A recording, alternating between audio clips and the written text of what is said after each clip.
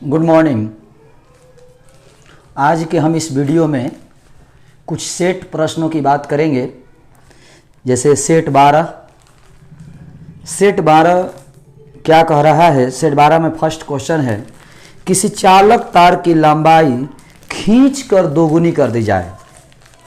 किसी चालक तार की लंबाई खींच कर दोगुनी कर दी जाए। याद होगा आप लोगों को हम बताए थे, ऐसे यदि बिना क्षेत्रफल में परिवर्तन किए लंबाई डबल करेंगे तो प्रतिरोध डबल हो जाएगा। बिना क्षेत्रफल में परिवर्तन किए लंबाई डबल करेंगे तो प्रतिरोध डबल होगा, लेकिन यदि क्षेत्रफल में परिवर्तन के साथ लंबाई डबल करेंगे प्रतिरोध 4 गुना हो जाएगा। तो खींच कर लंबाई दोगुनी कर दी जाए तो उसका प्रतिरोध कितना होगा, तो 4 गुना। सूत्र कौन सा होगा, तो R2 = n² into R1। R2 = n² into R1। तो 1 का आपका हो जाएगा C। 2 नंबर क्वेश्चन देखिए, चालक के अंदर इलेक्ट्रॉन की गति होती है। चालक के अंदर इलेक्ट्रॉन क्या करता है, तो समरूप होता है, त्वरित होता है, अपसरित होता है, सरकता है। बहादुर, चालक के अंदर इलेक्ट्रॉन जो है सरकता है, ड्रिफ्ट होता है, विस्थापित, अपसरित होता है। किरचॉफ के बिंदु नियम किसका पालन करता है, तो किरचॉफ का जो बिंदु नियम यानी प्रथम नियम आवेश संरक्षण सिद्धांत का पालन करता है, और दूसरा नियम जो है वो ऊर्जा संरक्षण सिद्धांत का पालन करता है। तो प्रथम नियम आवेश संरक्षण सिद्धांत का पालन करता है। चौथा प्रश्न है, यदि आपको 1 ओम के 3 प्रतिरोध दिए गए हैं, 1 ओम के 3 प्रतिरोध हैं, 1 ओम के 3 प्रतिरोध हैं, उसको जोड़ेंगे तो मिनिमम कितना मान मिलेगा। तो पहले तो हम आपको बता दें कि श्रेणी क्रम में जोड़ेंगे तो प्रतिरोध बढ़ जाता है, श्रेणी क्रम में जोड़ेंगे तो प्रतिरोध बढ़ जाता है, और समानांतर क्रम में जोड़ेंगे तो प्रतिरोध घट जाता है। तो यहाँ पर मिनिमम प्रतिरोध निकालना है यानी कम करना है, तो समानांतर क्रम में ही जोड़ेंगे, और समानांतर क्रम में जोड़ेंगे तो मिनिमम आपका 1/3 मिल जाएगा। अब कैसा सूत्र होगा, तो 1/r बराबर 1/r1 plus 1/r2 plus 1/r3। इस फॉर्मूले से सॉल्व करेंगे तो r का मान 1/3 मिलेगा। 5 नंबर प्रश्न जो है थोड़ा सा ध्यान देने की जरूरत है। 2 सेल है जिनके विद्युत वाहक, ये न्यूमेरिकल भी है आपका। 5 नंबर जो क्वेश्चन है वो एक न्यूमेरिकल भी है। 2 सेल जिनके विद्युत वाहक बल E1 और E2 तथा आंतरिक प्रतिरोध R1 और R2 है, समानांतर क्रम में जोड़ा गया है, इनका समतुल्य विद्युत वाहक बल कितना होगा। चलिए देखते हैं बहादुर, समतुल्य विद्युत वाहक बल कितना होगा। 2 गो सेल है,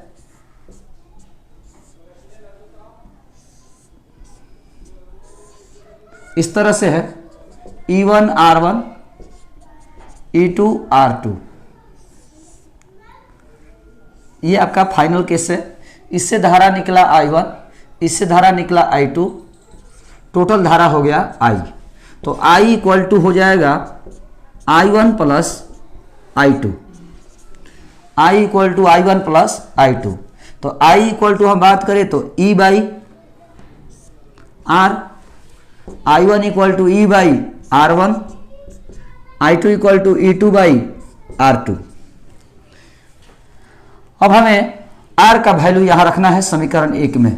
तो चूंकि दोनों सेल समानांतर क्रम में है तो दोनों सेल का प्रतिरोध भी समानांतर क्रम में होगा। तो 1/R1 प्लस 1/R2। तो 1/R = R1 इंटू R2, और ये हो जाएगा R1 प्लस R2। तो पलट देंगे तो R = R1 इंटू R2 बटा R1 plus R2। R = R1 into R2 बटा R1 प्लस R2। तो R के जगह पर रखेंगे हम, तो E/R = E1 R2 plus E2 R1 बटा R1 इंटू R2। अब R का मान हम रखेंगे वहां से, तो R1 इंटू R2 बटा R1 प्लस R2। ये चल जाएगा ऊपर। तो फाइनली E बराबर हो जाएगा E into R1 plus R2 बटा R1 इंटू R2 बराबर E1 R2 plus E2 R1 बटा R1 इंटू R2। ये कट जाएगा और ये चलाएगा बटा में, तो E = हो जाएगा E1R2 प्लस E2R1 बटा R1 प्लस R2। ये आपका एक न्यूमेरिकल भी है, साथ ही साथ एक ऑब्जेक्टिव प्रश्न भी है। दो सेल जब समानांतर क्रम में जोड़े जाएं तो समतुल्य विद्युतवाहक बल का सूत्र यही होता है, E1R2 प्लस E2R1 बटा R1 plus R2। E1R2 plus E2R1 बटा R1 प्लस R2, ये जरूर आप लोग ध्यान रखेंगे। इसके बाद हम बात करें, जब एक समविभव क्षेत्र में इलेक्ट्रॉन एक स्थान से दूसरे स्थान पर जाता है, समविभव क्षेत्र में यानी विभव बराबर है, और जब विभव बराबर है तो समविभव तल हो गया। और समविभव तल में यदि इलेक्ट्रॉन चलेगा, समविभव तल में जब इलेक्ट्रॉन चलेगा तो बहुत पहले भी बता चुके हैं कि समविभव तल में आवेश को चलने से कोई कार्य संपन्न नहीं होता है, तो कोई कार्य संपन्न नहीं होगा, कोई कार्य संपन्न नहीं होगा। तो पहले तो 5 का सी, 5 का बी और 6 का सी। 7 नंबर प्रश्न देखेंगे हम, विद्युतीय परिपथ के किसी बिंदु पर सभी धाराओं का बीजगणितीय योग, विद्युत परिपथ के किसी बिंदु पर सभी धाराओं का बीजगणितीय योग शून्य होता है। परिपथ के किसी बिंदु पर सभी धाराओं का बीजगणितीय योग शून्य होता है। व्हीटस्टोन सेतु से मापा जाता है। व्हीटस्टोन सेतु से क्या मापा जाता है? तो छोटा प्रतिरोध, बड़ा प्रतिरोध यानी प्रतिरोध मापा जाता है। व्हीटस्टोन सेतु से प्रतिरोध मापा जाता है, छोटा और बड़ा दोनों, यानी 8 का सी। व्हीटस्टोन सेतु प्रतिरोध मापने वाला सिस्टम है। व्हीटस्टोन सेतु से प्रतिरोध मापा जाता है। विभव मापी के प्रयोग में जब गैल्वेनोमीटर में शून्य विक्षेप हो तो धारा का प्रवाह, बहादुर गैल्वेनोमीटर में जब कोई विक्षेप ना हो, जब गैल्वेनोमीटर में कोई विक्षेप ना हो, इसका मतलब है कि गैल्वेनोमीटर से कोई धारा बह नहीं रहा है। गैल्वेनोमीटर से बहने वाली धारा का मान शून्य होता है। गैल्वेनोमीटर में बहने वाली धारा का मान शून्य होता है, तो धारा का प्रवाह गैल्वेनोमीटर परिपथ में नहीं होता, यानी गैल्वेनोमीटर में धारा नहीं बहता है। 9 का बी। 10 नंबर, विभव मापी के तार की लंबाई बढ़ा देने पर संतुलन बिंदु प्राप्त होता है अधिक लंबाई पर। विभव मापी में यदि तार की लंबाई बढ़ा देंगे तो संतुलन बिंदु, ये आपको हम पढ़ाए नहीं है, विभव मापी और विभव मापी के अनुप्रयोग ये पढ़ाए नहीं है, ये आपके प्रैक्टिकल है। विभव मापी और विभव मापी के प्रयोग ये आपके प्रैक्टिकल हैं। प्रैक्टिकल के बुक में भी आपको मिलेंगे, कोई भी प्रैक्टिकल का बुक खोलिएगा उसमें आपको मिल जाएगा। 11 नंबर, एक विभव मापी की तार की लंबाई L है। तार के धनात्मक सिरे से L/3 लंबाई पर विद्युतवाहक बल E का एक सेल संतुलित होता है। यदि तार की लंबाई L/2 से बढ़ा दी जाए तो तार द्वारा किस लंबाई पर संतुलन बिंदु मिलेगा? चलिए देखते हैं इस प्रश्न को। न्यूमेरिकल है, पहले ये यदि किन्हीं को उतारना होगा न्यूमेरिकल तो वीडियो को रुक करके आप इस न्यूमेरिकल को उतार सकते हैं, फोटो ले सकते हैं, स्क्रीनशॉट ले सकते हैं, इसको उतार लीजिएगा। अब नेक्स्ट क्वेश्चन न्यूमेरिकल का देखते हैं। कह रहा है कि जब लंबाई L है तो संतुलन बिंदु L/3 है। जब लंबाई L है तो संतुलन बिंदु L/3 है। जब लंबाई L है तो संतुलन बिंदु L/3 है। तो जब लंबाई L/2 से बढ़ा देंगे तो संतुलन बिंदु कितना होगा? पहले हम लोग समझते हैं।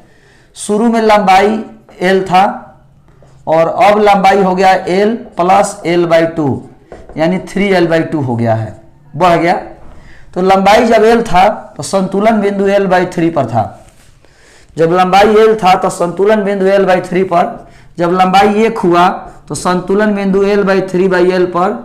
जब लंबाई 3L/2 हुआ तो संतुलन बिंदु L/3L गुना 3L/2। 3L से 3L कटेगा, संतुलन बिंदु L/2 पर हुआ। संतुलन बिंदु L/2 पर 11 का A। ये जरूर याद रखिएगा। जब लंबाई L था तो संतुलन बिंदु L/3 पर था। जब लंबाई 1 हुआ तो संतुलन बिंदु L/3 इंटू L हुआ। जब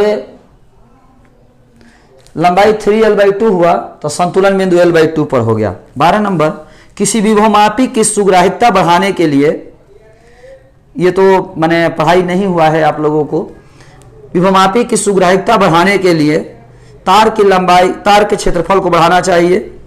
मैंने अब हम क्या आपको बताया, सुग्राह्यता का सूत्र जो होता है theta by I equal to N B A by C होता है।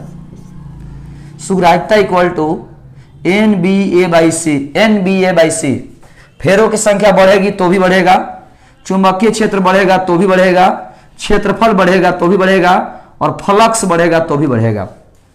फेरों की संख्या बढ़ेगा तो भी बढ़ेगा, क्षेत्रफल, चुंबकीय क्षेत्र बढ़ेगा तो भी बढ़ेगा, क्षेत्रफल बढ़ेगा तो भी बढ़ेगा, चुंबकीय फ्लक्स बढ़ेगा तो भी बढ़ेगा, धारा घटेगा तो बढ़ेगा। तो देख लीजिए, क्षेत्रफल बढ़ना चाहिए, धारा घटना चाहिए, और धारा को बढ़ा देना चाहिए। नहीं, इसका दो आंसर हो जाएगा, क्षेत्रफल को बढ़ाना और धारा को घटाना, यानी ए और सी दोनों हो जाएगा। 12 में ए भी हो जाएगा और सी भी हो सकता है, 12 का ए और सी दोनों हो सकता है। तांबे के एक तार तथा जर्मेनियम के एक तार। तांबा मतलब एक धातु, जर्मेनियम मतलब अर्धचालक। एक धातु है और एक अर्धचालक है, तो धातु का अल्फा धनात्मक होता है और जर्मेनियम का अल्फा ऋणात्मक होता है, अर्धचालक का अल्फा ऋणात्मक होता है, याद होगा आप लोगों को। तो तांबे के एक तार तथा जर्मेनियम के एक तार को कमरे के ताप से 80 केल्विन तक ठंडा किया जाए तो प्रतिरोध क्या होगा। तापमान कम किया जा रहा है, तो बहादुर धातु में याद होगा, धातु में तापमान बढ़ता है तो प्रतिरोध बढ़ता है, और तापमान घटेगा तो प्रतिरोध घटेगा। और अर्धचालक में तापमान बढ़ता है तो प्रतिरोध घटता है, और तापमान घटेगा तो प्रतिरोध बढ़ेगा। यानी तांबा का घटेगा और जर्मेनियम का बढ़ेगा, तांबा का घटेगा और जर्मेनियम का बढ़ेगा। Option number C, option number C, तांबा का घटेगा और जर्मेनियम का बढ़ेगा। क्यों ऐसा होगा? क्योंकि तांबा धातु है और इसका अल्फा ऋणात्मक होता है, जर्मेनियम अर्धचालक है, सॉरी तांबा धातु है, इसका अल्फा धनात्मक होता है, और जर्मेनियम अर्धचालक है और इसका अल्फा ऋणात्मक होता है। 14 किलोवाट घंटा किसका मात्रक है? ऊर्जा का व्यवसायिक मात्रक है बहादुर। किलोवाट घंटा ऊर्जा का व्यवसायिक मात्रक है, किलोवाट घंटा ऊर्जा का व्यवसायिक मात्रक है। 15 नंबर, इलेक्ट्रॉन वोल्ट द्वारा क्या मापा जाता है? ऊर्जा। इलेक्ट्रॉन वोल्ट द्वारा ऊर्जा मापा जाता है। एक सूखे सेल का विद्युतवाहक बल 1.5 वोल्ट है। विद्युतवाहक बल दिया हुआ है 1.5 वोल्ट, और आंतरिक प्रतिरोध दिया हुआ है 0.5 ओम। यदि सेल को एक बाहरी प्रतिरोध 1 ओम से जोड़ दिया जाए, बाहरी प्रतिरोध में 1 एम्पियर धारा भेजता, अच्छा धारा दिया हुआ 1 एम्पियर, धारा दिया हुआ 1 एम्पियर, तो कह रहे कि सेल का विभवांतर क्या होगा, भी निकालिए। तो E बराबर V plus I R, E बराबर V plus I R. E का मान 1.5, V का निकालना है, I का 1, R का 0.5, 0.5 आके घट जाएगा, V बराबर 1 वोल्ट, V बराबर 1 वोल्ट। ऑप्शन नंबर बी, 16 का बी। 17 देखिए, 1 ओम प्रतिरोध वाले एक समरूप तार को 4 बराबर टुकड़ों में काट करके उसे समानांतर क्रम में जोड़ दिया गया। 4 बराबर टुकड़ों में काट करके समानांतर क्रम में जोड़ दिया गया। सूत्र होता है R2 बराबर R1 बटा एन स्क्वायर, R2 बराबर R1 बटा एन स्क्वायर। तो R1 का मान 1 दिया हुआ है और N का मान 4 टुकड़ा, तो 4 का स्क्वायर यानी 1 बटा में 16 ओम, 1 बटा 16 ओम। 17 का डी, 17 का डी। ये रहा आपका सेट 12 के 1 से लेकर 17 तक ऑब्जेक्टिव। बहुत अच्छा ऑब्जेक्टिव दिया हुआ था। इसका सब्जेक्टिव देखिए आप लोग, किसी चालक द्वारा उत्सर्जित ऊष्मा का परिमाण किन किन कारकों पर निर्भर करता है? किसी चालक द्वारा उत्सर्जित ऊष्मा का परिमाण किन किन कारकों पर निर्भर करता है? ये न्यूमेरिकल यदि किन्हीं को उतारना होगा तो उतार सकते हैं, वीडियो को पुश करके स्क्रीनशॉट लेकर के भी उतार सकते हैं।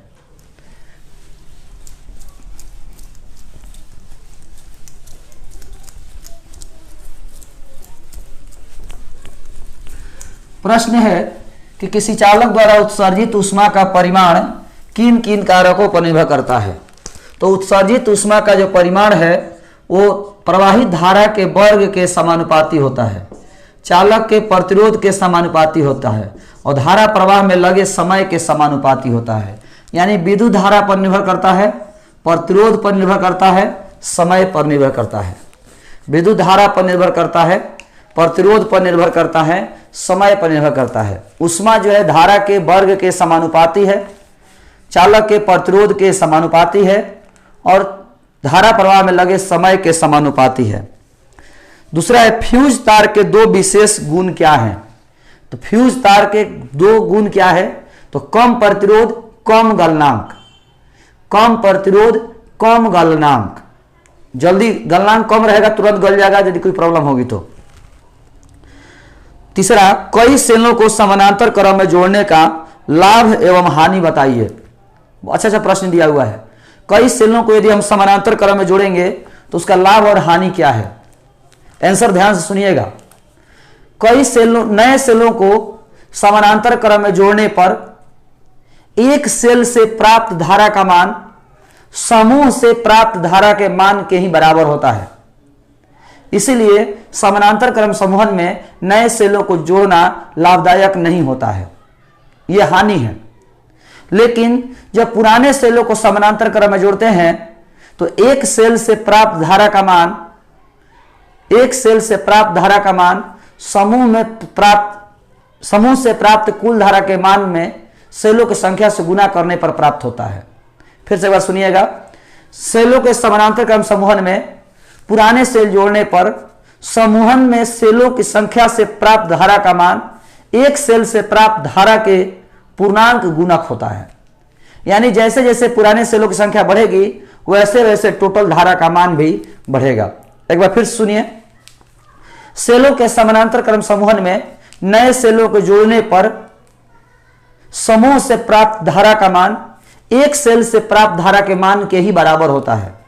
अतः सेलों का समानांतर क्रम समूहन नए सेलों में लाभदायक नहीं होता है।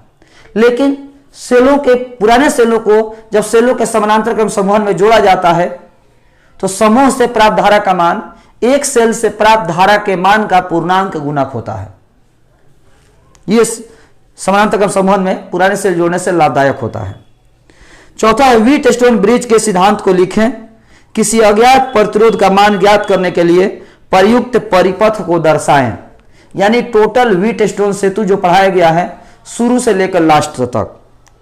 5 नंबर, एक विभवमापी के सिद्धांत को लिखिए। दो प्राथमिक सेलों के विद्युतवाहक बल की तुलना करने के लिए एक परिपथ खींचे। ये आपको प्रैक्टिकल में मिलेगा, जो विभवमापी और उसके अनुप्रयोग पढ़ाया वहां पर। कार्बन प्रतिरोध के कलर कोड से क्या तात्पर्य है, समझा कर लिखें। यह भी आपको कॉपी में डायरेक्ट मिल जाएगा। विभवमापी का सिद्धांत लिखें और इसकी सहायता से किसी सेल का आंतरिक प्रतिरोध ज्ञात करने के लिए परिपथ आरेख खींचे। यह भी आपका विभवमापी का अनुप्रयोग है। 8वां है नाइक्रोम के तार का उपयोग ऊष्मीय यंत्रों में क्यों किया जाता है। तो चूंकि हम जानते हैं कि नाइक्रोम के तार का विशिष्ट प्रतिरोध गुणांक, विशिष्ट तापक्रम प्रतिरोध गुणांक का मान 0 होता है।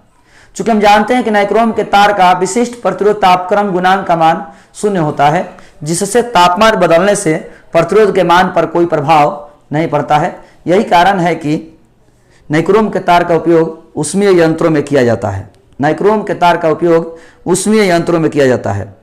अगला है किरचॉफ के प्रथम नियम की विशेषता लिखें। तो किरचॉफ के प्रथम नियम की विशेषता आपको डायरेक्ट कॉपी में मिल जाएगा। इस तरह आपका सेट 12 समाप्त हुआ। सेट 12 में यदि कहीं भी प्रॉब्लम हो तो आप सवाल कर सकते हैं। मैसेज व्हाट्सएप पर मैसेज कर सकते हैं, आप टेलीग्राम पर मैसेज कर सकते हैं। कहीं भी प्रॉब्लम हो तो आप सवाल कर सकते हैं। अगले क्लास में हम सेट 13 लेकर के मिलेंगे। तो आज के इस क्लास में इतना ही। धन्यवाद।